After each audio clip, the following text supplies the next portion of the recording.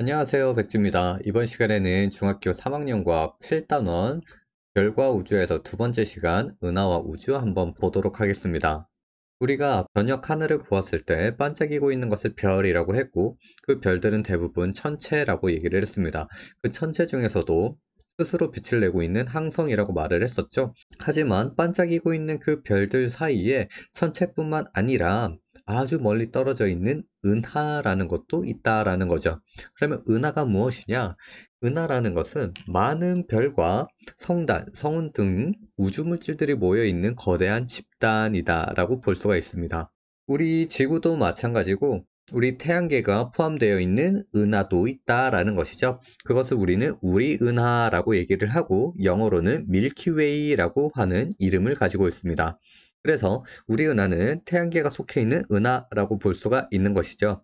그래서 모습을 봤을 때 옆모습에는 중심부가 약간 볼록한 형태를 가지고 있고 어떻게 보면 UFO 모양에 가깝다라고 볼 수가 있죠. 그리고 위에서 봤을 때는 중심부에 막대 같은 긴 중심이 있고요. 그 막대 끝에서 이렇게 소용돌이가 치는 나선 모양의 팔을 가지고 있다라는 걸 기억해 주시면 됩니다.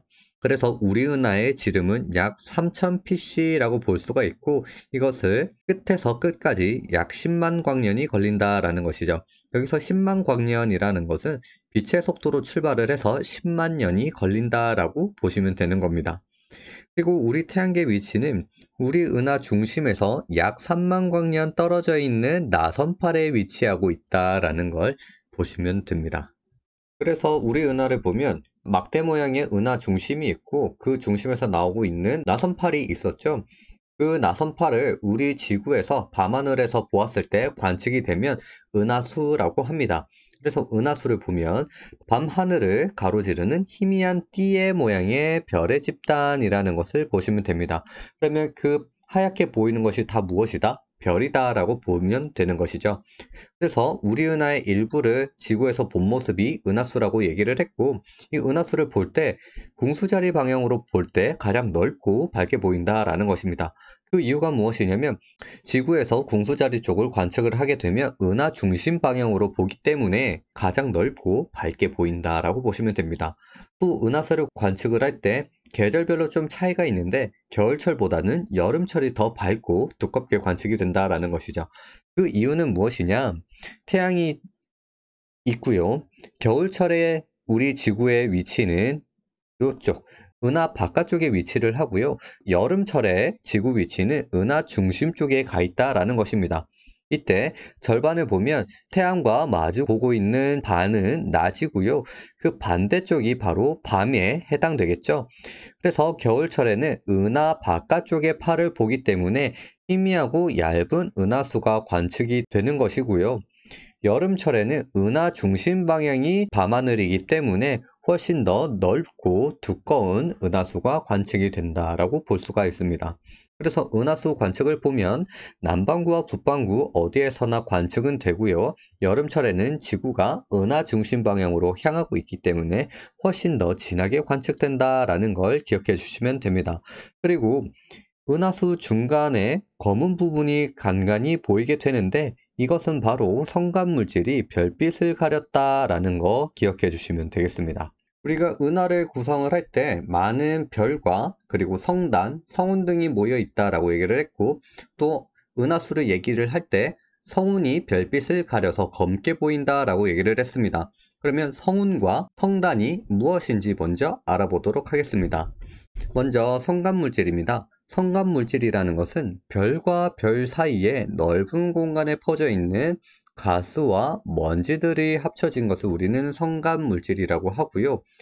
이 성운이 바로 성간물질이 모여서 구름처럼 보이는 것을 우리는 성운이라고 하는 겁니다. 이 성운에서도 여러 가지 종류가 있고요. 한번 보도록 하겠습니다. 먼저 별빛을 반사하고 또는 차단하고 그리고 흡수한 후 재방출한다 라고 나와 있죠. 이런 빛의 특징에 따라 여러 가지 모습이 나타나게 되는데 바로 방출성운, 반사성운, 암흑성운으로 크게 나눈다라고 보시면 됩니다. 방출성운이라는 것은 성간 물질이 주변의 별빛을 흡수하고 그대로 가열이 되면서 스스로 빛을 내는 성운이라고 보시면 되고, 반사 성운은 주변의 별빛을 반사를 해서 그대로 밝게 보이는 성운이라고 보시면 됩니다. 그러면 암흑 성운은 무엇이냐? 이름만 보아도 어두컴컴할 것 같죠? 그래서 성간 물질이 뒤쪽에서 오는 별빛을 차단을 해서 어둡게 보이는 성운이라고 보시면 됩니다. 그래서 이 암흑 성운 중에 가장 유명한 것이 바로 말머리 성운이 해당되겠죠. 그리고 성단이라는 것은 수많은 별들이 모여있는 집단이라는 것인데, 어떻게 모여있냐에 따라 두 가지의 성단으로 나뉘게 됩니다. 먼저 산계 성단입니다. 산계 성단은 수십, 수만 개의 별들이 엉성하게 모여있다라는 걸 기억해 주시면 되고, 대부분 나선팔에 위치하고 있습니다. 사진으로 보았을 때 대부분 청색빛을 나타내고 있는 별들이 보이죠? 여기서 우리가 앞에서 배웠던 거를 기억을 해보면 푸른빛에 가까울수록 고온에 해당됐고, 적색에 가까울수록 표면 온도가 낮다라고 얘기를 했었습니다. 그래서 산계성단을 보면 대부분 푸른빛을 나타내고 있기 때문에 이 별들의 표면 온도는 고온에 해당된다라는 걸 볼 수가 있는 것이죠. 그리고 두 번째, 구상성단입니다. 수만 수십만 개의 별들이 아주 빽빽하게 공 모양으로 모여 있다 해서 붙은 이름이고요. 대부분 은하 중심부에 위치하고 있다라는 거 보시면 되겠습니다. 그리고 마찬가지로 사진을 보았을 때 여기서는 푸른빛이 나타나는 것이 아니라 노란빛, 주황빛, 붉은빛이 보이기 때문에 구상성단에 있는 대부분 별들은 표면 온도가 낮은 온도에 해당된다라는 걸 볼 수가 있는 것이죠. 우리 은하를 통해 은하의 기본적인 구성을 확인해 보았습니다. 하지만 우주에는 우리 은하뿐만 아니라 다양한 은하들이 존재하죠. 그만큼 광범위하기 때문이다 라고 보시면 되는데, 그 다양한 은하가 어떤 것들이 있는지 한번 보도록 하겠습니다. 먼저 타원 은하입니다. 은하 중심은 있지만 그 주변에 나선팔이 없는 구형인 형태의 모습을 하고 있습니다. 두 번째는 정상나선 은하입니다. 은하 중심이 있으며 그 중심에서 나선팔이 휘어져 나온 모양을 하고 있고, 대표적으로 안드로메다가 있습니다. 세 번째는 막대나선 은하입니다. 은하 중심부가 막대 모양으로 있고 그 막대 끝에서 나선팔이 휘어져 나온 모양을 하고 있습니다. 앞에서도 말했듯이 우리 은하가 대표적입니다. 마지막으로는 불규칙 은하가 있습니다. 이 은하는 은하 중심과 나선팔이 일정하게 나타나지 않아 은하인지 아닌지 구분하기가 매우 어렵다고 할 수 있습니다. 불규칙 은하 중에서는 앞에서 보았던 타원, 정상, 막대나선 은하들 중에 중심 중력이 불안정해져 불규칙 은하로 변하기도 하죠. 그래서 대표적인 불규칙 은하 중에는 마젤란 은하가 있습니다. 그리고 아주 흥미로운 이야기가 있습니다. 안드로메다와 우리 은하는 은하 중에서도 규모가 큰 은하에 해당되고 있죠. 바로 두 은하들이 조금씩 가까워지고 있다는 것입니다. 먼 훗날 약 40억 년 후에 두 은하가 충돌을 하여 하나의 은하로 합쳐진다는 연구 결과가 있습니다. 지금은 서로 초속 110km 속도로 가까워지고 있으며, 안드로메다는 우리 은하와 충돌하기 전에 삼각형자리 은하와 먼저 충돌을 하고, 우리 은하는 안드로메다와 충돌하기 전에 앞에서 보았던 마젤란 은하와 주변의 작은 은하들을 흡수를 하여 조금씩 더 큰 성장을 하고 난 후에 충돌을 하게 된다라는 것이죠. 안드로메다는 우리 은하보다 별의 수가 2배가 많은 약 1조 개를 가지고 있으며, 하지만 연구 결과로는 우리 은하가 안드로메다보다 질량이 1.5배에서 2배 정도 더 큰 은하라고 볼 수가 있죠.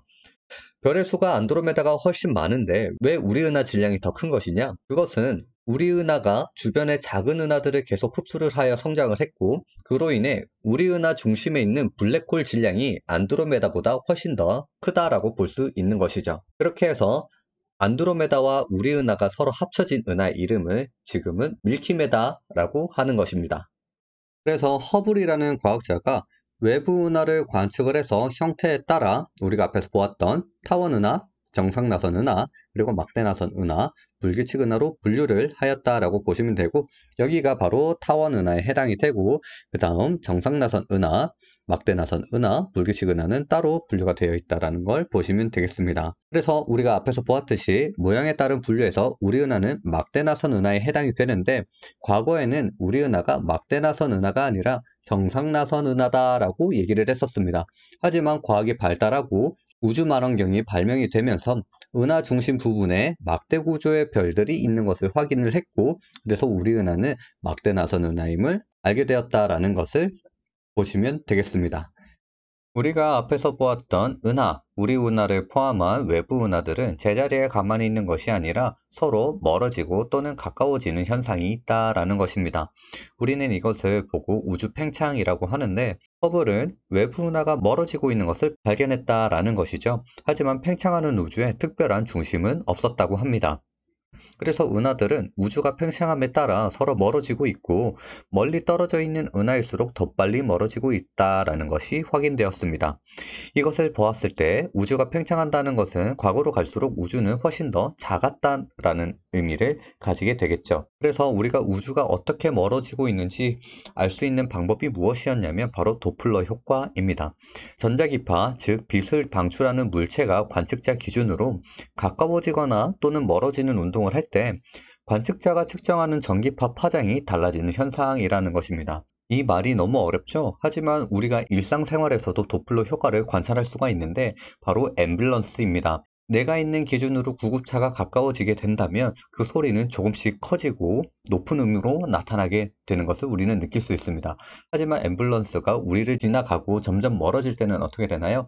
소리 음은 점점 작아지게 되고 좀 더 낮은 음이 나타나게 되죠. 그것이 바로 도플러 효과라고 볼 수가 있고, 이것을 우리가 빛을 보았을 때는 멀어지고 있는 별들은 낮은 파장을 나타내기 때문에 우리가 관찰을 했을 때 적색빛으로 확인이 된다라는 것입니다. 하지만 가까워지고 있는 별이 있다면 별에서 관측되는 그 파장은 훨씬 더 촘촘하고 빽빽하게 관측이 되기 때문에 푸른빛 또는 자색빛으로 관측이 된다라는 것을 기억해 주시면 되겠습니다. 그러면 우주는 어떻게 생성이 되었냐? 바로 빅뱅 이론의 가설이 있습니다. 우주가 약 138억 년 전에 모든 물질과 에너지가 모인 한 점에서 대폭발로 생성이 되었다라는 것인데, 그 이후에 계속 팽창이 되면서 현재의 우주가 만들어졌다라는 것이죠. 그러면 우리가 이것을 보고 추측할 수 있는 것이 무엇이 있냐면, 이 폭발이 일어날 수 있는 공간이 있었고, 이 폭발로 인해 우주가 생성이 되었다면 이 우주가 우리 태양계가 있는 우주뿐만 아니라 또 다른 우주가 존재할 수 있다라는 것이고, 그러면 여러 가지 우주가 있을 수 있는 아주 큰 공간이 또 존재할 수 있다라는 것을 볼 수가 있는 것입니다. 그래서 우리 인류가 가지고 있는 방법을 통해 여러 가지 우주를 관찰하고 탐사를 하고 있다라는 것입니다. 그러면 그 장비들이 어떤 것들이 있는지 한번 보도록 할게요. 먼저 지상망원경입니다. 지상망원경은 지표면에서 우주를 관측하게 되는데, 말 그대로 땅에 망원경에 설치를 해놓고 아주 멀리 있는 우주를 본다라는 것입니다. 하지만 지상망원경에는 약간의 단점이 존재하는데, 우리 지구에는 대기가 존재하죠. 우리가 앞에서 과학을 배웠을 때 빛이 직진을 하다가 다른 물질을 만나게 되면 굴절이 일어난다라고 얘기를 했습니다. 우리 지구에는 대기라는 것이 있기 때문에 무중력 상태로 오고 있던 빛이 대기를 만나면서 어느 정도 굴절이 일어나게 되고, 지구 대기 안에 있는 물질에 의해서 뚜렷한 상을 관찰하기가 어렵다라는 것이죠. 이것을 보완하기 위해서 우주 망원경이라는 것이 발명이 되었습니다. 지구 대기가 방해하고 있는 것을 영향받지 않게 우주로 망원경을 올려서 훨씬 더 선명한 영상을 받아볼 수 있다라는 것입니다. 그리고 세 번째는 인공위성이라는 게 있습니다. 말 그대로 인공적으로 만들어서 우리 지구 주위를 돌고 있는 위성이라는 것이죠. 그래서 지구 주위를 일정한 궤도를 따라 돌고 있고요. 이 인공위성을 통해 우리는 여러 가지 정보를 받고 우리 일상생활의 편리함을 제공받고 있다라고 보시면 되는 겁니다. 그리고 우주 탐사선은 우리 지구뿐만 아니라 우리 태양계, 그리고 여러 가지 별들이 존재하고 있죠. 별들을 관측하고 우리 우주에는 어떤 것들이 있는지, 우리가 알 수 없는 또 다른 무언가가 있는지 확인하기 위해서 우주 탐사선을 보내고 있다라는 걸 볼 수가 있습니다. 그래서 우주 탐사 장비들의 발달에 의해서 우주 탐사 성과는 어떻게 있는지 한번 보도록 하겠습니다. 우리 50년대에서는 최초의 인공위성인 스푸트니크 1호가 발사가 되었는데 이때 부소련에서 먼저 시작을 했었죠. 그래서 전 세계적으로 경쟁적인 우주 탐사가 시작되는 계기가 되었다라는 것입니다. 60년대에서는 아폴로 11호가 달에 착륙을 하고 인간이 최초로 달을 탐사하게 되는데 이것은 미국에서 큰 성과를 이뤘다라고 볼 수가 있는 것이죠. 그리고 70년대에서는 탐사선에 의해서 행성 탐사가 활발하게 이루어지는데 지구뿐만 아니라 태양계를 중심으로 다양한 행성 탐사가 이루어졌다라고 볼 수가 있죠. 그리고 80년대에서는 우주정거장과 우주왕복선 등이 개발이 됨으로써 우리 인류가 지구 내에서만 연구를 하는 것이 아니라 우주에서도 연구를 할 수 있는 계기가 만들어졌다라고 볼 수가 있습니다. 그리고 90년대에서는 허블 우주 망원경, 소호위성 등 다양한 장비들이 발사가 되었는데 허블 우주 망원경이 중요한 이유가 무엇이냐면 지상에서 보는 망원경에는 어느 정도 한계가 있다라고 얘기를 했습니다. 빛이 지구 대기로 들어오면서 굴절이 일어나고 그 대기에 의해서 깨끗한 영상이나 사진을 받아내기가 어렵다라는 것이었죠. 하지만 우주 망원경이 올라감으로써 훨씬 더 깨끗하고 멀리 관측할 수 있게 되었다라는 것입니다. 그리고 2000년대에서는 화성 탐사 로봇과 국제 우주 정거장 등이 사용이 됨으로써 경쟁적인 탐사가 이루어지긴 하지만 서로 협력해서 우주를 탐사하고 있다라고 볼 수가 있는 것이죠. 그리고 2013년에는 우리나라 최초의 로켓 나로호가 발사가 됨으로써 우리나라도 자체적인 기술로 로켓을 발사할 수 있는 나라가 되었다라고 볼 수가 있는 것입니다. 그래서 이렇게 우주 탐사가 이루어짐으로써 우리 인류에게 어떤 영향을 주었냐, 우주와 지구에 대해서 좀 더 이해를 할 수 있게 되었고 기술의 발전으로 다양한 직업과 학문, 산업 분야가 생성이 되었다라고 볼 수가 있죠.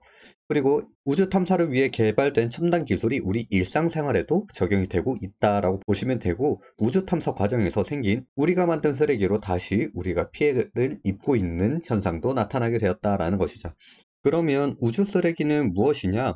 우리가 로켓을 발사했을 때 발사 로켓의 하단부가 떨어져 나가거나 인공위성 발사나 폐기 과정에서 생성된 파편 등이 우주 공간을 떠돌게 되는 인공적인 물체라고 볼 수가 있는데 이 우주 쓰레기들이 지구 주변을 공전하고 있다라고 보시면 되겠습니다.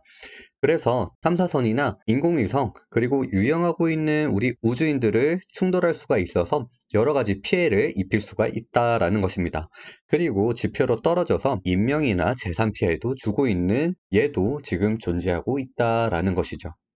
우주 탐사를 위해 개발된 첨단 기술이 우리 일상생활에 적용이 되고 있다라고 했습니다. 우리 일상생활에서는 어떻게 적용되고 있는지 한번 보도록 하겠습니다. 먼저 인공위성의 활용인데 우리 인공위성을 통해서 일기예보를 위한 정보를 얻는 위성도 있고요. 통신위성으로 통신 방송이나 통신 정보를 전달하게 되는데 우리나라뿐만 아니라 전 세계의 통신들을 연결해주는 역할도 할 수 있다라는 것입니다. 그리고 대표적으로 위성을 이용을 해서 우리가 위치를 알 수 있는 GPS 기능이 있는데 맨 처음에 이 GPS는 군사 목적으로 사용하려고 했지만 이런 기술이 알려짐으로써 군사 목적뿐만 아니라 이 GPS를 통한 위치 추적도 가능하고요. 내비게이션 등 이런 곳에 우리가 사용이 되고 있다라고 볼 수가 있는 것입니다. 그리고 탐사 과정에서 얻은 우주 기술을 우리 일상생활에 활용하고 있다라는 것인데 우리 일상생활에는 에어 쿠션 운동화입니다. 이 운동화는 무중력 상태에서 관절을 보호하기 위해서 신발 발바닥에 공기를 넣어서 만들었는데 우리 일상생활에서도 발과 관절에 무리가 가지 않는 운동화로 사용을 하고 있다라는 것이죠. 그리고 진공청소기는 처음에 달 표면에 암석 등을 채취하기 위해서 무선으로 작동하도록 개발을 했는데 빗자루 대신 청소하는데 아주 유용하게 사용이 되고 있다라는 것이죠. 정수기도 우주인의 식수 문제를 해결하기 위해서 개발되었지만 일상생활에서 충분히 깨끗한 물을 공급받을 수 있는 역할을 하고 있다라고 보시면 되겠습니다. 그리고 형상기압 합금이라는 게 있는데 금속이 아무리 모양이 찌그러져도 일정한 온도에서 본 모습으로 돌아가게 되는 금속이다 라고 보시면 됩니다. 그래서 인공위성 안테나로 사용하기 위해서 개발되었지만 우리는 안경테와 치약 교정기에 많이 사용하고 있다라고 보시면 되겠습니다. 마지막으로 화재 경보기라는 것이 있습니다. 우주정거장의 스카이랩에 설치된 것으로 연기를 감지하는 경보 장치인데 우리 일상생활에서도 연기를 감지를 해서 위험을 알려주는 역할을 톡톡히 하고 있다라고 보시면 되겠습니다. 그래서 오늘은 여기까지고요. 영상이 마음에 드셨다면 좋아요와 구독 한번 눌러주시고 다음에도 또 다른 영상으로 찾아오도록 하겠습니다. 안녕.